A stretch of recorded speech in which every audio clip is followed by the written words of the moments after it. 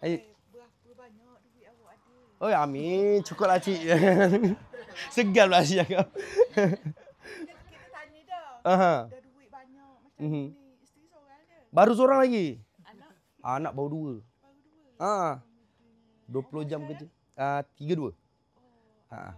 Alhamdulillah. Alhamdulillah. Terima kasih cik Ha. Murah-murah sikit ke Acik ni. Patutnya acik lagi tambah barang kan saya. Ya? InsyaAllah. Pakai okey nanti apa-apa bagi tahulah.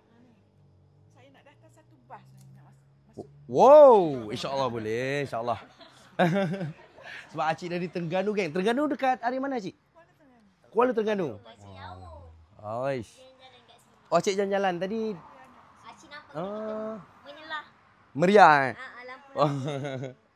Alhamdulillah. Terima kasih acik buka bil dulu. Alhamdulillah.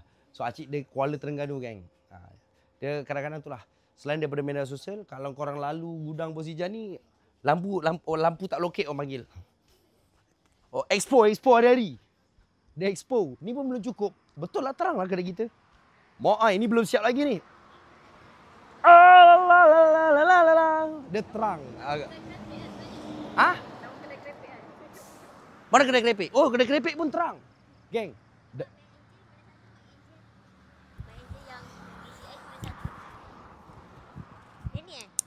Betul Tu, lip. Dulu 2020 geng, Bos Ijan boleh cakap dekat Batu Pahat selain daripada kedai Tom Yam, hanya Bos Ijan je lampu macam ni sampai orang kata Bos Ijan siau ataupun, "Ui, tak rugi ke kau? Buka lampu 24 jam." Dari 2020 Bos Ijan buat macam tu. Senang kata, dulu kan yalah kita mana ada marketing online kan. Orang akan apa? Lalu macam pukul 12, pukul 1, 2 pagi tu, dia nampak macam benda terang dia sulit.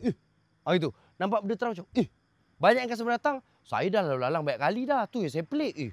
Benda apa terang je, asyik terang je kan. Tu yang lama-lama saya singgah. Lampu punca geng. Memang cakap jujur dulu, korang sendiri tahu. Kalau kita pukul 10, pagi sebelum dulu dah, bukan mati. Maksud kedai memang dah tutup lah. Tapi Bos Ijan punya pattern memang dari dulu, menyelah satu-satu. Bedal kau tengok. Dulu kat AC, sekarang kat gudang. Memang lampu. Nur. Expo, nur tu penting. Nur, cahaya. Memang macam dari 2020 memang macam tu pattern Bos Ijan, lampu nombor 1.